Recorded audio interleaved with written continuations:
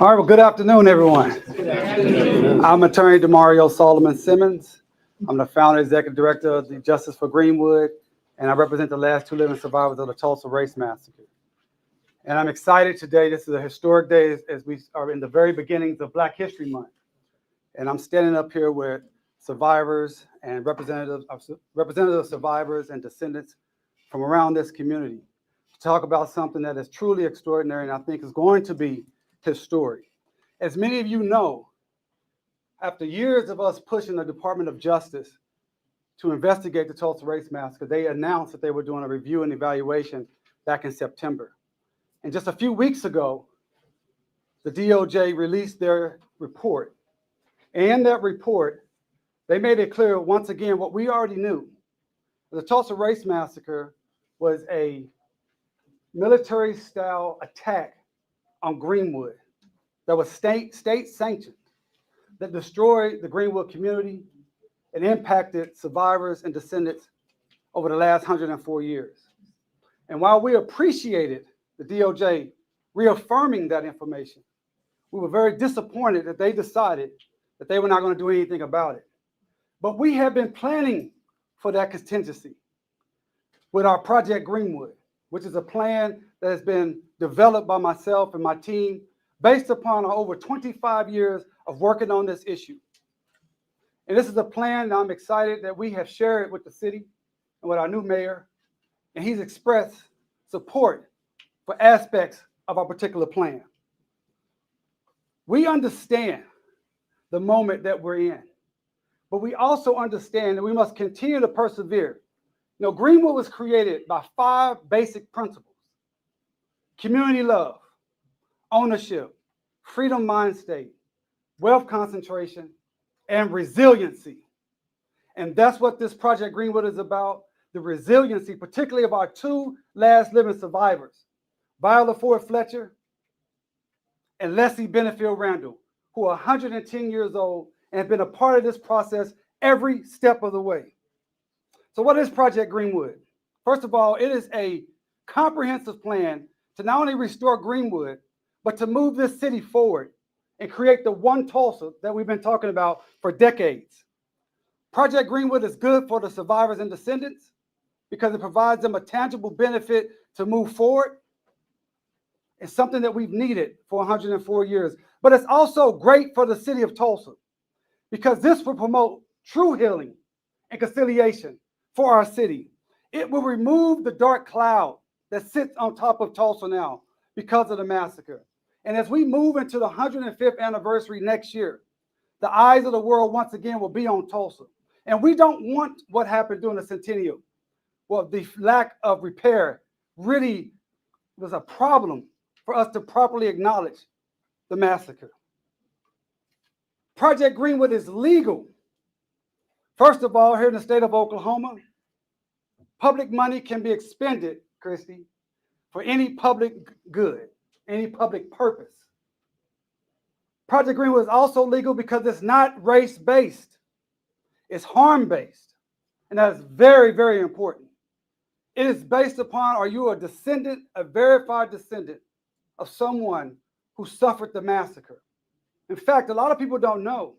We have 9 Black people in our descendant community who suffered the massacre just like those Black individuals inside of Greenwood.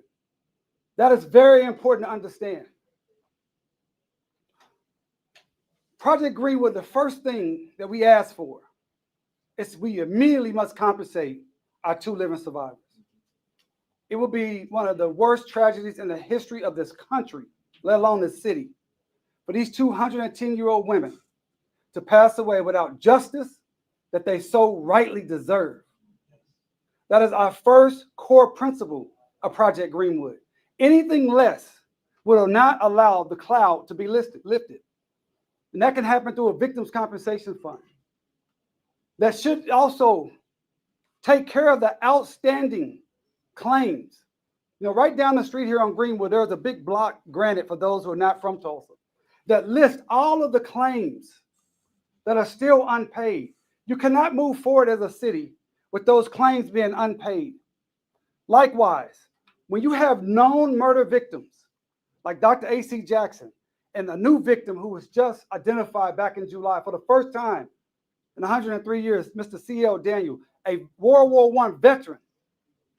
Those things must be compensated to remove the stain for the city of Tulsa. We're asking for creation of a business program for verified descendants. One of the worst tragedies of the massacre is that it ripped away so many businesses. Over 200 businesses were destroyed. Almost more than a third of those businesses never came back at all. None of those businesses exist today from the time of the massacre. This is a program that, again, will be set up for those verified descendants that are here in the city of Tulsa. We're asking for a scholarship program. We think this is pretty unique because not only are we saying this program should be for those who live here in Tulsa, but any descendant that's willing to relocate to Tulsa and bring their talents here, this program will benefit them. And this program is not just for college, trade school, vocational school, and we want to be part of the vision of Tulsa. You know, you have different programs that are bringing people to Tulsa. We think this fits right in. But we want to make sure when we bring people to Tulsa, we're prioritizing descendants who have suffered this massacre for 104 years. A surviving entity program. We only have 14 entities surviving from the massacre, 13 churches, and my beloved Booker T. Washington High School. And you're going to hear from one of the pastors representing one of the surviving entities, churches, who really stood in the gap when the federal government, state government, and local government abrogated their responsibilities. These churches have been a backbone of the Greenwood community. It is only right that something is done to continue to make sure that they can continue to move forward and grow over the next 104 years. We presented a descendant employment preference program. Again, this is not race-based. This is based on being a verified descendant. This is something that people do, governments do all across this nation. If you are a verified descendant and you apply for a position, that should give you a preference. That doesn't mean you automatically get the job.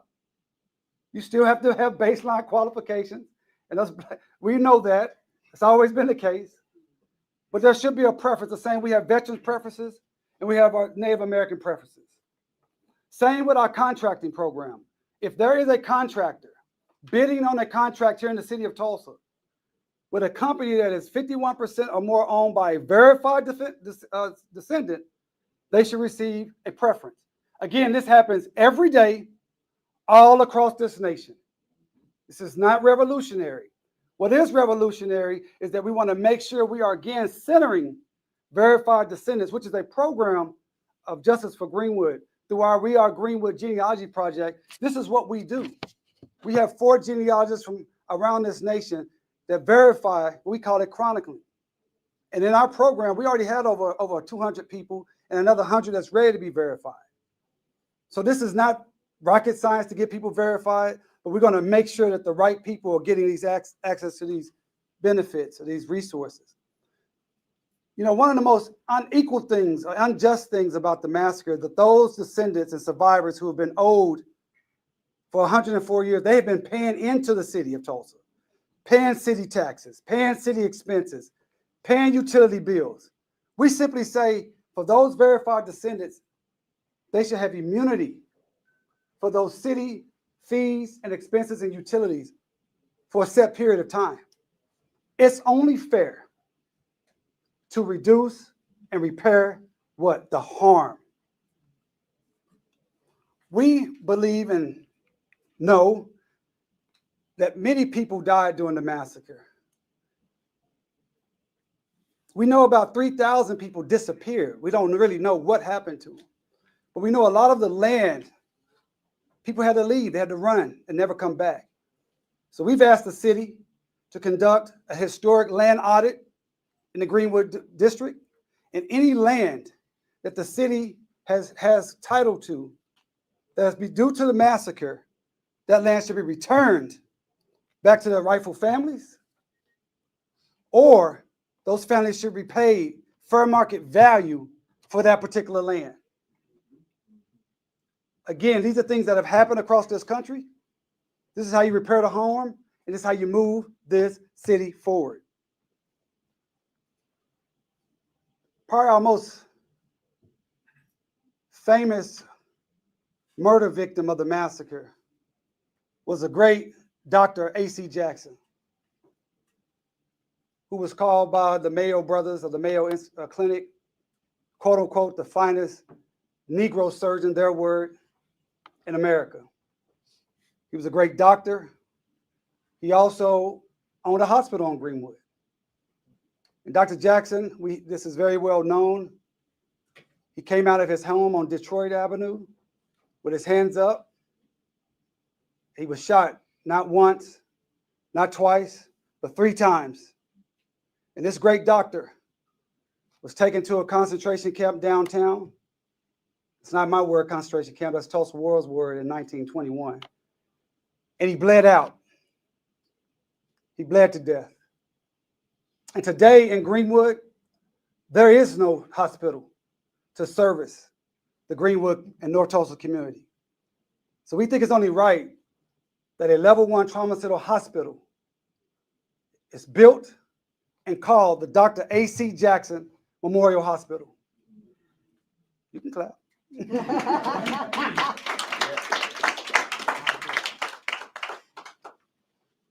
And this Black History Month, and this year, as the attacks on Black history are coming fast and furious from all across this nation, we think it's vitally important that the city makes June 1st of each year an official city holiday.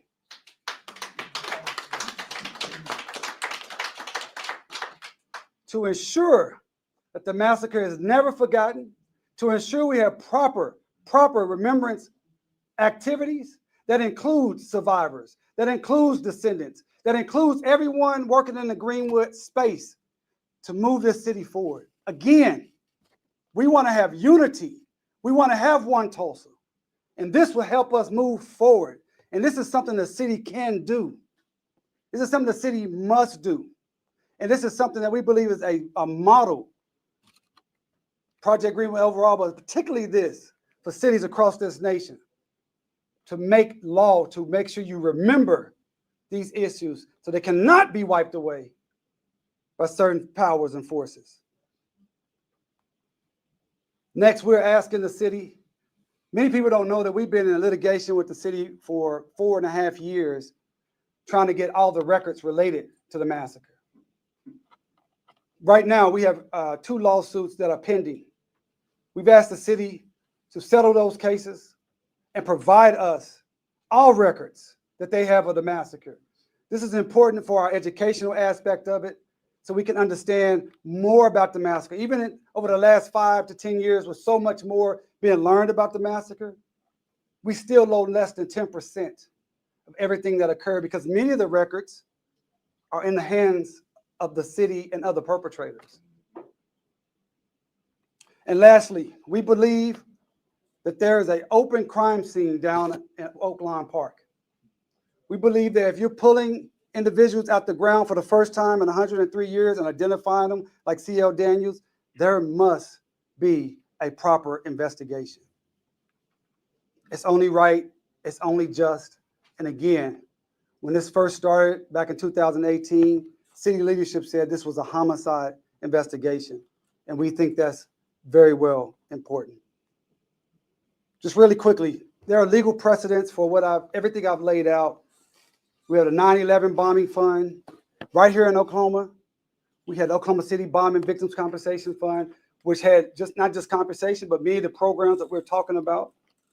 And just recently in Palm Springs, California, back in November, from an issue that happened in the 1950s, the city of Palm Springs stepped up and repaired the damage that was done to 137 families who had their homes bulldozed unjustly during urban development. In Greenwood, we're talking about over 10,000 people. We're talking about over 1,550 homes and businesses. We're talking about 104 years of a wound, bringing down descendants, but also this entire city. So before I answer any of your questions, we have some representatives from the community and descendants who would like to say a brief word about why they support Project Greenwood.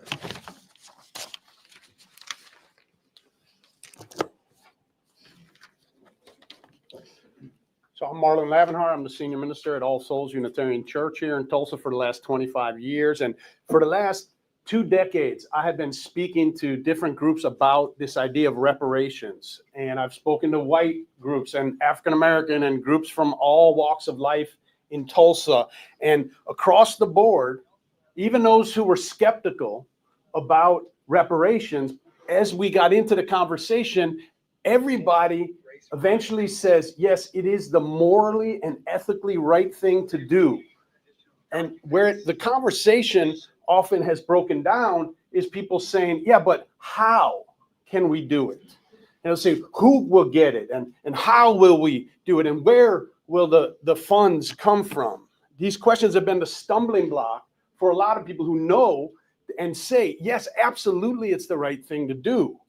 And that's why today I'm really excited, because Project Greenwood finally gives us the roadmap that we need, that is realistic, that's achievable, that's redemptive, that will not just benefit the descendants of 1921, but also the entire city of Tulsa at the same time. Now, I want to say to those who are still unsure or still skeptical about this, to say, I want to ask you to pray on it. Because I believe that if you pray on this question of, is this the right thing to do, that your God and your prayers will lead you to know that this is indeed absolutely the right thing to do, both for your own soul and for the soul of our collective soul as a city.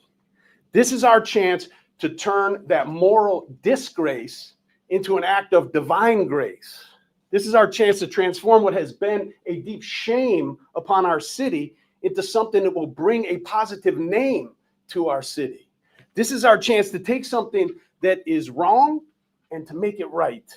Tulsa, in light of our historic division, let's make the decision to become a vision of hope and prosperity for all. I hope you will pray on it, and I hope you will join us. Thank you.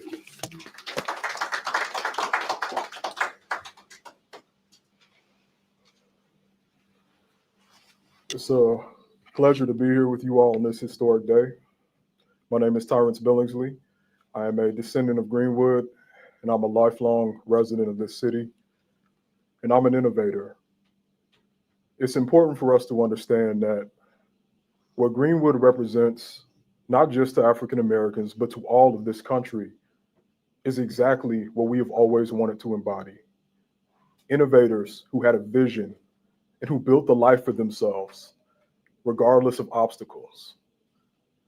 So when I stand here today and I support Project Greenwood, not just as a descendant, but as an American, and people who may not have a direct connection, I need you to understand, this is not about race. This is about being human. This is about upholding what it means to be an American, that promise that we have struggled to live up to. We have a chance for our city to be a beautiful example of what that looks like. Black Wall Street was an example, and it was destroyed. And so many people, especially in today's world, would really just have us say, let's forget about it. Let's move forward. We do want to move forward. We want to move forward the right way. We want to remove the stain from Tulsa's name and from America's name. Because while we fight and we are anger, we do not fight out of hatred. We fight out of love for our people, for what they built, and love for this country even. That is what Project Greenwood represents. And as a descendant, I'm proud to support it. I'm proud to support what it will mean for people across this country to see that we are a city that will address its harms and will create pathways for people who have been harmed to rebuild and to build the kind of life that they always should have had. The dream is for us to build something incredible and pass it down to our children. So many children and grandchildren were robbed of that because of what happened during the massacre. And we want to repair that harm. We want to restore the name of Tulsa, and we want to restore the name of this country, take a step in that direction. So we hope you will join us, and we hope when you do, you'll not see some distant cause that you are separated from, but you'll see a chance for Tulsa and for America to be all that we know it should be. Thank you.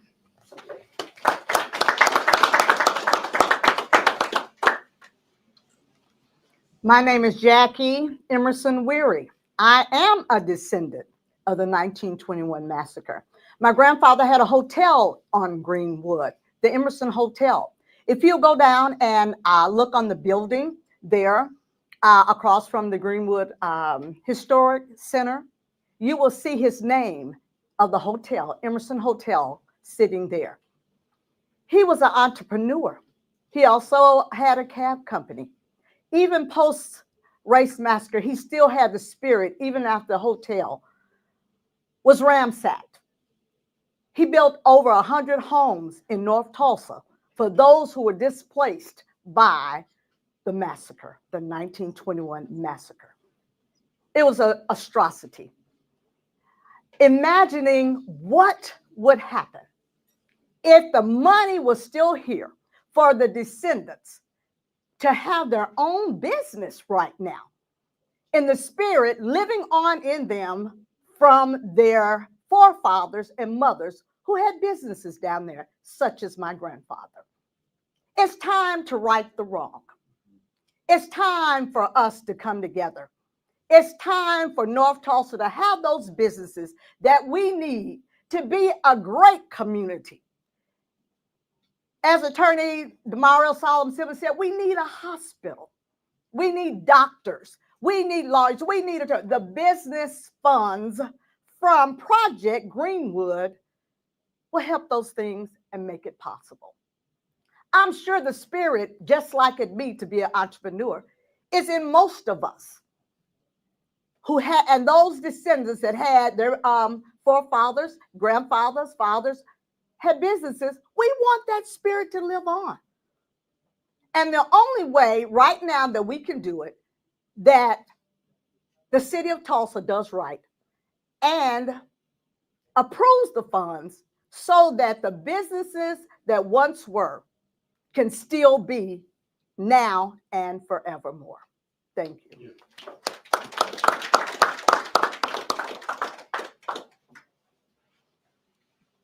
Hello, I'm Dr. Goss, pastor of the Morning Star Baptist Church here in North Tulsa, and I am ecstatic about the opportunity to be here today. Project Greenwood means a great deal, not only to the Morning Star Baptist Church, where I serve as the under shepherd, but all the 13 churches that were affected by the Race Massacre. There was a time when the church was the conduit for most of the change and most of the benefits for those who were underserved and those who were forgotten. Seems like we've gotten away from being a voice for those who had no voice.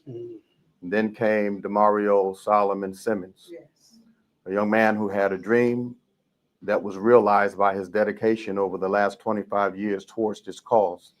What he did for me as a pastor was to remind me that my job was more than just preaching the beauty of heaven and the life to come, but also how to enhance the life of those who are here right now. And he taught me that the church needs to plug in to what was going on in its community and around it. Project Greenwood represents for me what the church lacked over a period of time, but he has given us the incentive necessary to get back in this fight. Not only has he become a voice through Project Greenwood for those underserved, but he's also resourced through his own ability and through Project Greenwood's own working, the church with what it needed to help be a conduit to the underserved and those in our community. And I'm grateful to Project Greenwood for that. Not only a voice, but also economically. The resources they get, they funnel it through the churches so that we can stand in the gap where the government lacks. And I appreciate that effort because it showed me that this was not a self-seeking, self-righteous endeavor, but it was one that would empower a people that would be otherwise forgotten. Not only that, but he showed me that sometimes things covered up don't heal well. And he dared to snatch the Band-Aid off of an open wound and expose it for what it was and watch it heal.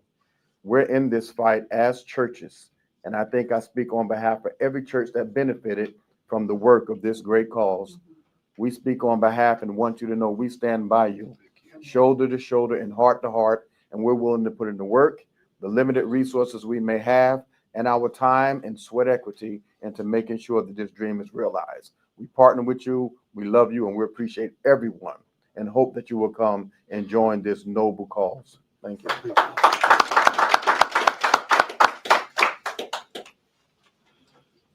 Hi, I'm LaDonna Penny. I am a descendant.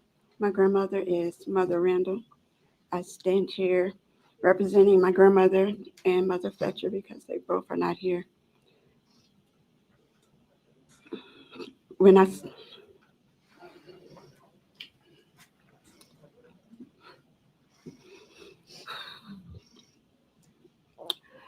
speak about my grandmother, I get emotional because I know what she's went through. And I know what both of them have gone through. And to know that they're still here and they're still fighting. And I believe in this program. It can help them. They both want to see justice before they die. I'm praying that God gives them more years, but we don't know. But if this is the opportunity to give them their flowers while they're still here, then this city needs to do it. They need to step up. I've always said when I spoke that the city knows that this happened, and they continue to bank money and put it back in the city. Instead of just putting it in the city, put it in the descendants and the survivors. Do something. I've always said that we need a hotel back out north. We need a hospital more than a lot of things. We need a hospital. We need a real grocery store out north.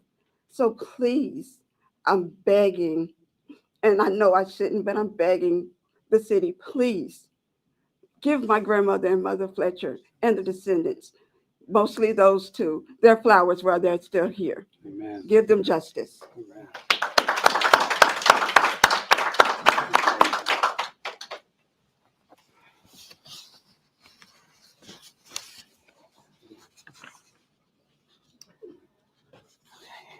I'm Tiffany Crutcher, and I am the Executive Director of the Terrence Crutcher Foundation and a proud board member of Justice for Greenwood. As I stand here today, I'm thinking about Professor Charles Ogletree, the late Professor Ogletree. I'm thinking about the late Eddie Faye Gates. I'm thinking about all of the survivors. I'm thinking about my grandmother. I'm thinking about Professor Eric Miller, and they taught me, Eddie Faye Gates, Professor Ogletree, thinking about Kavin Ross. They taught me how to honor and care for the living survivors in this community. And so today is a moment of faith, fight, and fortitude. This moment is the result of years of relentless work, of pushing forward despite setback after setback, of refusing to accept injustice as the final word. To be honest, Demario, there were times I wondered if we had the resolve to continue this arduous journey towards healing and repair. But then I think about my ancestors, like my great-grandmother, Rebecca Brown Crutcher, who stood in the ashes of Greenwood and refused to give up. I think of the families who rebuilt despite the unimaginable loss, the survivors who never stopped fighting, LaDonna, and the descendants who carry their legacy forward today. They refused to abandon hope. As the crumbling, smoldering remains of Greenwood surrounded them, they still believed that they could build something better. As my dear friend Brian Stevenson always reminds us, hopelessness is the enemy of justice. This community could have fallen into hopelessness after the United States Supreme Court dismissed our case a few decades ago, Chief, but they didn't give up. This community could have fallen into hopelessness after the Oklahoma Supreme Court dismissed our case, but we didn't give up. We could have fallen into hopelessness when the Department of Justice recently stated that the statute of limitations had run out. But yet again, we didn't give up. We refused to give up. History has prescribed today's moment. We are here because justice demands it, because truth, Christy, requires it, because our ancestors built a foundation of resilience that still moves us towards action. And so we hold fast to the words of the late Hughes Van Ellis, a man who carried the memory of Greenwood until his very last breath. And I quote, "All we're asking for is for America to be what it says it is." And I'll add, all we're asking for is for Tulsa to be the one Tulsa that they say they are. And Hughes Van Ellis always ended by saying, "We are one. We are one." And today, with Project Greenwood, we are taking a historic step forward. This is the most comprehensive plan yet to repair the harm. A plan embraced by massacre descendants, public officials, a plan embraced by faith leaders and business owners alike. We are not just remembering history, but we are making it. And we will not stop until justice is served. So I close with a call to action for everyone who hears my voice. We need for you to join the Project Greenwood movement by going to justiceforgreenwood.org/Project Greenwood. And we look forward to Mayor Nichols helping us take this across the finish line to make Tulsa truly one Tulsa. Thank you so much.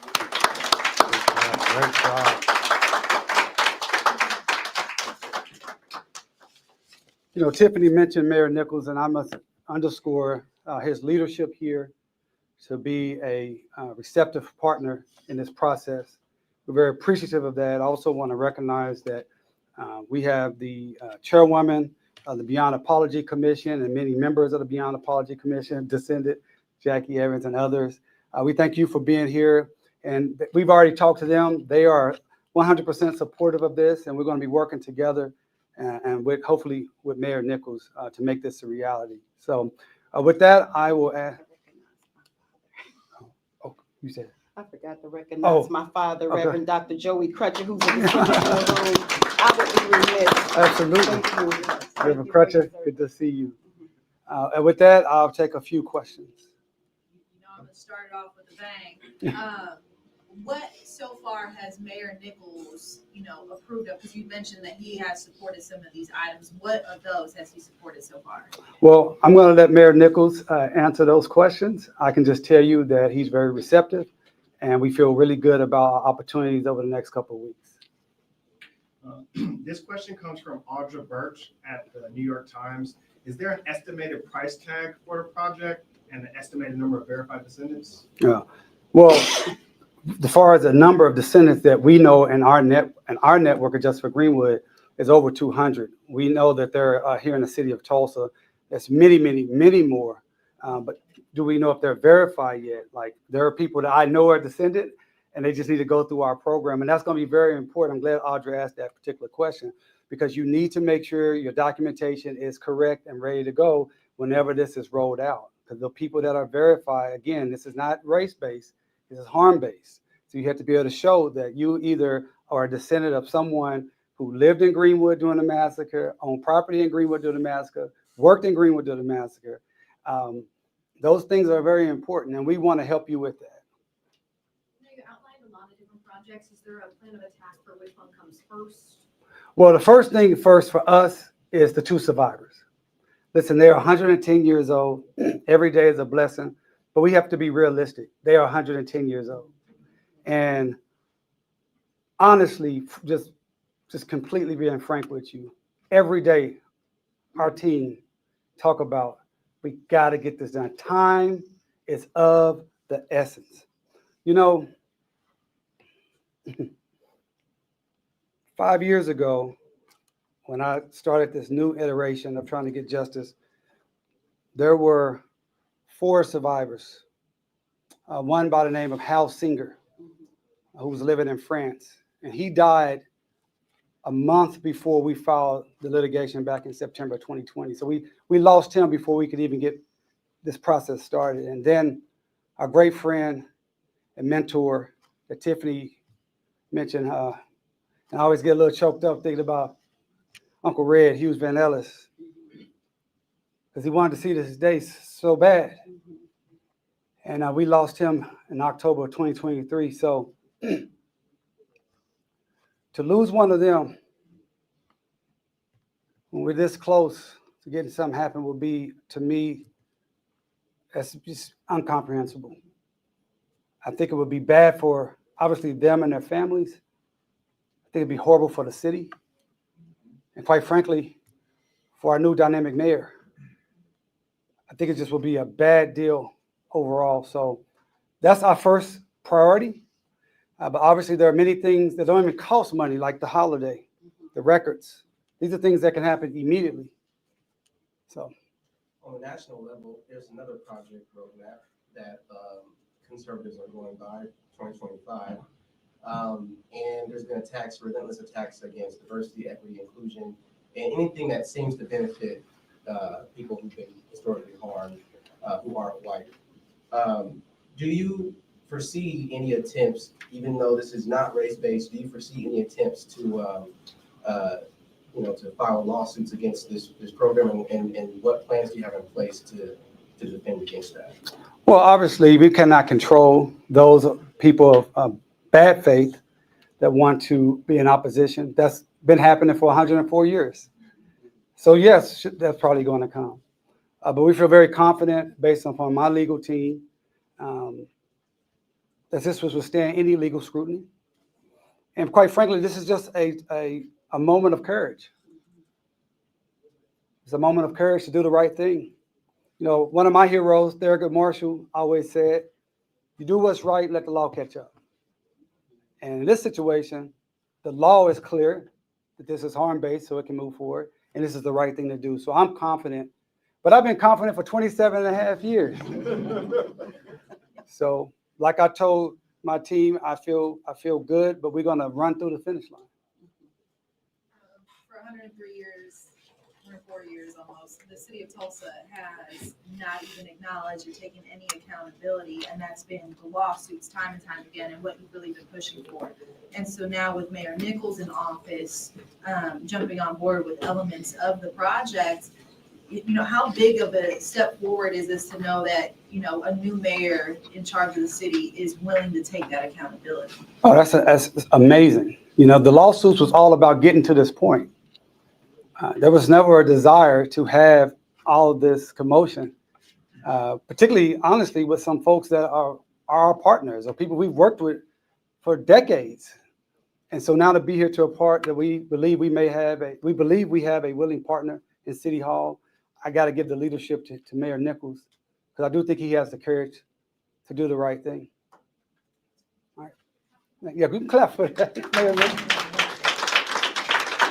But listen, as Tiffany said, go to justiceforgreenwood.org/Project Greenwood. We have a little small letter that you can sign and support. Tell everyone that you know. I believe this is going to happen. We're hoping it happens very soon. As I said, time's of the essence. This is Black History Month. Be a great time for it to happen. And thank you for everyone that came out. Anyone is a descendant or surviving church, would you please stand, be recognized?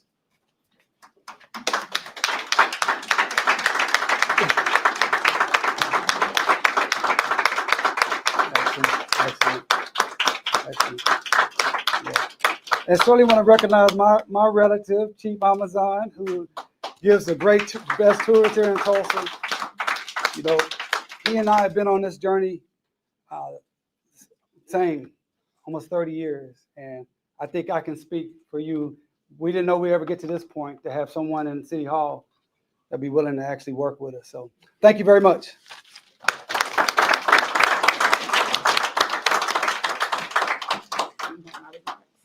Oh.